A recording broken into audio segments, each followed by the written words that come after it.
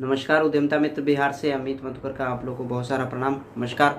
आज हम बात करना चाहते हैं जीएसटी के बारे में। अभी ट्रेनिंग में बहुत सारे लोगों ने जीएसटी के बारे में चर्चा की है और हो भी रही थी। जीएसटी है क्या नॉर्मली, आप लोगों को थोड़ा सा एक ब्रीफ जानकारी होना बहुत ज़रूरी है कि जीएसटी जो है वो गवर्नमेंट का, सेंट्रल गवर्नमेंट का एक अखिल भारतीय स्तर पर टैक्स लेने का एक जो है सो नया सिस्टम था। 2006 में केलकर समिति ने एक रिपोर्ट दिया था कि सरकार को टैक्स एक जगह संग्रहित करने के लिए जीएसटी टैक्स लागू करना पड़ेगा। 2011 तक में उसको 10-11 सेशन में लागू करना था, लेकिन 10-11 सेशन में राजनीतिक अस्थिरता की वजह से या राज्यों के बीच जो असहमति के कारण नहीं उसको लागू कर पाई। इस वजह से 2016 में यह लागू कर दिया था सरकार ने, केंद्र सरकार ने, और 2017 के 1 जुलाई से जीएसटी इंडिया में लागू हो गया। और जीएसटी में 2-3 चीज़ें एकदम क्लियर हो गई थी कि जो भी सर्विस और गुड्स है सबका टैक्स एक ही बार एक ही जगह कलेक्ट किया जाना है और बार बार उस चीज़ के लिए टैक्स अलग अलग जगह पे नहीं लगना है। तो ये दोनों चीज़ें क्लियर कर दी गई थी इस जीएसटी में कि वो परेशानियों को निपटना, चूँकि सेस का परेशानी था, आपका मैन्युफैक्चरिंग वाले को परेशानी था, वैल्यू एडेड टैक्स देना पड़ता था बार बार, उन सबको एक साथ कंपाइल करके जीएसटी गवर्नमेंट ने बनाया। और जीएसटी को 2 स्लैब में लिया गया था। एक कंपोजिट स्लैब था जिसमें 3 महीने पर एक बार रिटर्न भरना पड़ता है और वो राज्य के अंदर ही उसका बिजनेस करते हैं। उसमें गवर्नमेंट इतना छूट दिया कि आप कोई भी रिकॉर्ड नहीं रखते हैं तो कोई दिक्कत नहीं है, लेकिन आपको जो स्पेसिफाइड टैक्स है वो आपको जमा करते रहना पड़ेगा। ये इसमें बेसिक है कि कम से कम जो टैक्स है वो देना पड़ेगा। उसमें 2 चीज़ें क्लियर हो गई थी कि जो ट्रेडिंग से संबंधित है उनको 1% आपके टोटल जो भी सेल आपका हुआ उसमें से 1% आपको टैक्स देना पड़ेगा। और दूसरा था कि अगर सर्विस से रिलेटेड है तो 2.5% उनको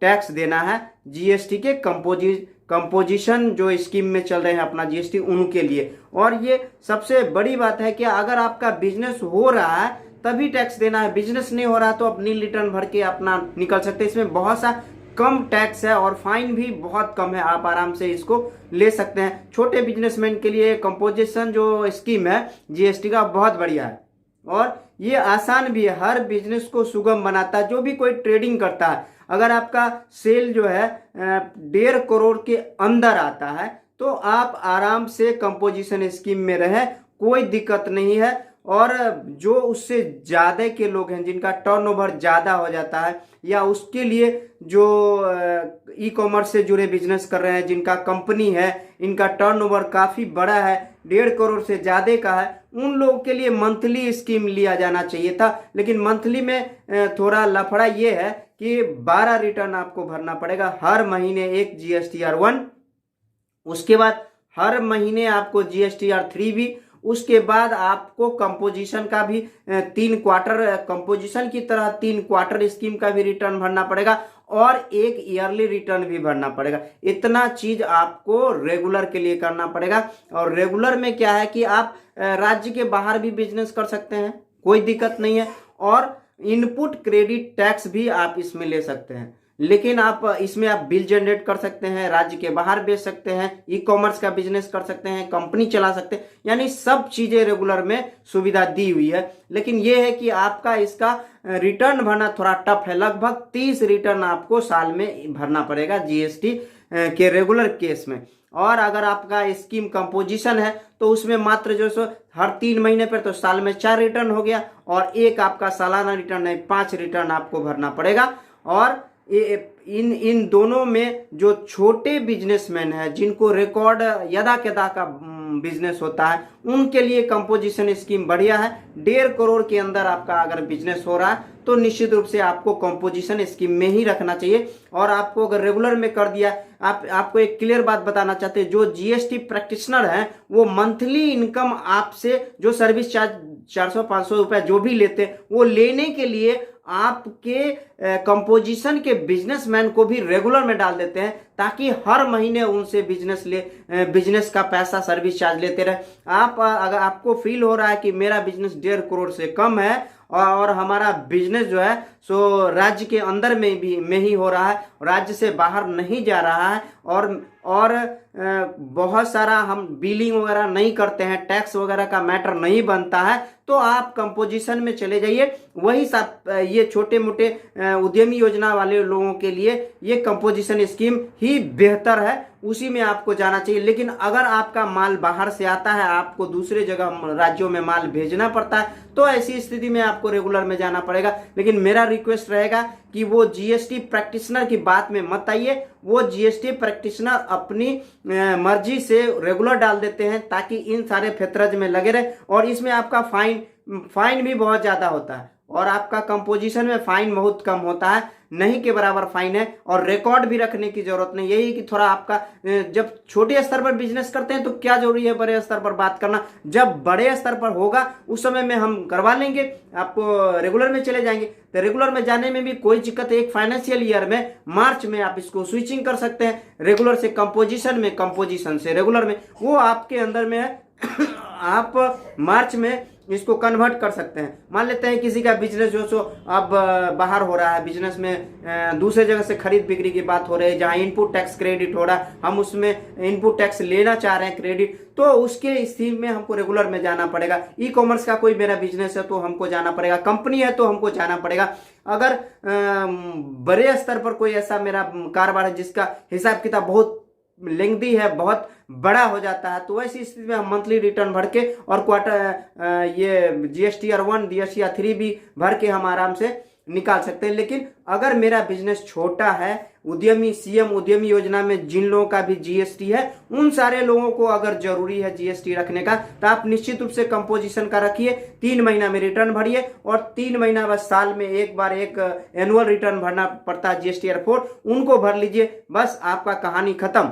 यही है कि आपका जो भी अकाउंट में पैसा आएगा, 1 नंबर बिलिंग होगा, जो आपका बिल कटेगा उसका 1% मिनिमम आपको ट्रेडर्स को देना पड़ेगा। और कोई चीज आप मैन्युफैक्चरिंग कर रहे हैं तो आपको 2% लगभग टैक्स देना पड़ेगा, और अगर कोई सर्विस में है तो 2.5% टैक्स देना पड़ेगा। बस यही है मोर और लेस। कंपोजिशन स्कीम बहुत बढ़िया है, और आपको रेगुलर में कोई जीएसटी प्रैक्टिशनर आपके जीएसटी को कर दिया है तो आप उसको इस मार्च में आप कंपोजिशन में ले जाएंगे। क्योंकि अभी आपका बिजनेस बड़ा नहीं है और पैसा आपको हर महीने खर्चा हो रहा, जो जस्टिफाई नहीं करता, हम आपसे रिक्वेस्ट करेंगे कि उसको 3 महीने वाला में बदल लीजिए। फिर जब बिजनेस बढ़ेगा तो ऐसी स्थिति में आप आगे काम कर सकते हैं।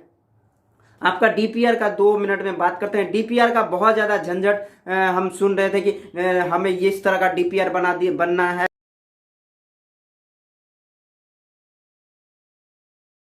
इसी का एक प्रोजेक्ट रिपोर्ट मेरे पास पड़ा हुआ है। प्रोजेक्ट रिपोर्ट में 2-3 चीजें आपको क्लियर बता देते हैं। पहला नंबर जो कितना सेल हुआ, तो आप मोर और लेस शो कर लीजिए, काम खत्म हो जाएगा। इसके बाद आपका बचता है इसमें खर्चा में 2-3 तरह का खर्चा है। खर्चा तो एक आपका मैन पावर है, जो आपका स्टाफ खटेगा वो, दूसरा बिजली पानी डीजल वगैरह का खर्चा है, और तीसरा वो कोई चीज सामान बनाएंगे तो रॉ मटेरियल। बस 3 खर्चे हैं मस्त।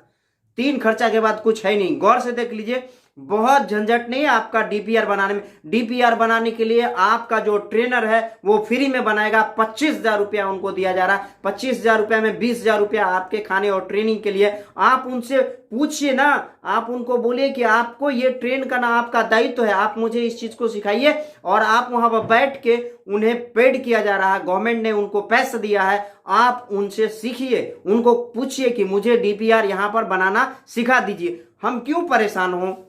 कोई जरूरी नहीं, आप आसानी से डीपीआर बना सकते हैं, और कोई बहुत ज्यादा दिक्कत नहीं। सेल दिख लीजिए कितना खर्चा है, वो सेल में से खर्चा घटा दीजिए, बस आपका डीपीआर का कहानी खत्म है, और कुछ नहीं है। बस 3 ही चीज तो कहानी है आपको।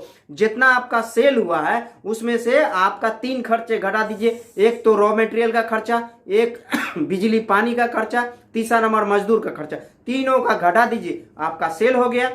बस और कुछ है ही नहीं इसमें। और वही जो एक फॉर्मेट का नीचे दिया हुआ है सकल लाभ, तो वो जो घटा दीजिएगा वो सकल लाभ हो गया। और सकल लाभ में से टैक्स के पहले जो बेनिफिट है, वो टैक्स के पहले बेनिफिट का मतलब ये हुआ कि अगर सेल से वो तीनों चीज घटा देते हैं तो सकल लाभ हुआ। सकल लाभ से आप डिप्रिसिएशन घटा दीजिए, डिप्रिसिएशन घटा दीजिए। और डिप्रिसिएशन घटा दीजिएगा तो आपको टैक्स इंक्लूडेड यानी कि बिफोर टैक्स आपका निकल गया। और बिफोर टैक्स से टैक्स घटा दीजिए, शुद्ध लाभ हो गया। और शुद्ध लाभ में आपका डिप्रिसिएशन जोड़ दीजिए, क्योंकि डिप्रिसिएशन कैश अमाउंट है वो आपको दिखाई, खर्चा में तो गया लेकिन दिखाई पड़ता है, हमारे पास बच जाता है स्पेयर। तो उसको अगर हम जोड़ लेते हैं वो मूल में, शुद्ध लाभ में, तो कैश एक्रूअल है, कुल जमा जो हमारा कैश का हुआ वो ही निकल गया। और तो इसमें कुछ है ही नहीं। अगर आपका ट्रेनिंग सेंटर पर नहीं बताते हैं तो आप उनको शिकायत कर सकते हैं कि उनको इस काम के लिए सरकार ने मूर्त रूप से ट्रेनिंग देके डीपीआर बनाने का बात कर रहे हैं, आप उसको जो सो सीख लीजिए। और कोई बहुत बड़ी बात नहीं है। दूसरी बात और क्या है कि आप कोटेशन निश्चित रूप से डालिए उतना अमाउंट का जितना अमाउंट का आप डीपीआर में लिखना चाहते हैं, नहीं तो आपका प्रोजेक्ट छोटा होने की संभावना रहेगी। क्योंकि आप ही से पूछा जा रहा है कि कौन कौन मशीन लेंगे, कितना मशीन है, तो आपको तो पूरा कोटेशन के हिसाब से देना पड़ेगा। अगर नहीं देते हैं तो निश्चित रूप से आपका प्रोजेक्ट छोटा हो जाएगा। इसलिए आप ध्यान रखिए, प्रोजेक्ट बनवाइए उनसे जो आपको ट्रेनिंग देने आते हैं, और उनके प्रोजेक्ट के हिसाब से आपको कोटेशन भी लगा देना है, तो जस्टिफाई माना जाएगा कि इतना का ये प्रोजेक्ट होगा। और आपने मन मर्जी से सोच विचार के बिना परिग्रह के जहां पसंद हो वहां से जाके मशीन लीजिए। पैसा आपका है, डिसीजन आपको लेना है, आप किसी के दबाव में मत आइए। आपको जहां से मन है वहां से सामान खरीदिए। कोई आदमी आपको बरगलाता है या आपको मिसगाइड करता है तो उससे बिल्कुल तरह से आपको बचना है। आपका पैसा है, बिहार सरकार ने आपको पैसा दिया है, पूर्ण रूप से ईमानदारी से इंडस्ट्री लगाइए। आप किसी के बहकावे में मत आइए। बिहार के विकास में सही चीज होगा तभी विकास होगा। बिहार में विकास नहीं होने देने के सारे फेतरज लोग लगाते रहते हैं ताकि वो बढ़िया से विकास नहीं हो। आप पूरा से पूरा ट्रेनिंग लीजिए और पूरा मशीन लगाइए और पूरा इंडस्ट्री का काम करिए। बस इस वीडियो को हम ज्यादा नहीं बड़ा करना चाहते हैं, चूंकि मेरा एक थीम था कि आप जीएसटी कैसे इसमें भरे। तो आप एक लाइन और सुन लीजिए कि जीएसटी इनकम टैक्स बढ़ाइए, भरते रहिए हर समय। हो सकता है 3 से 5 साल में ये आपका 10 लाख का लोन एक्सटेंड करने की योजना आएगी। उस समय में आपका इनकम टैक्स, आपका फैक्ट्री चलता हुआ, आपका जो स्टाफ है उनका रजिस्टर, और इनकम टैक्स में जो बिजनेस से आपका ग्रोथ हो रहा है उन सब चीजों को देखा जाएगा। और उसी के आधार पर आपको बिजनेस में लोन एक्सटेंड करने की बात होगी। इस वीडियो को ज्यादा नहीं बढ़ाना चाहते हैं, यहीं तक रखना चाहते हैं। जय हिंद, जय भारत।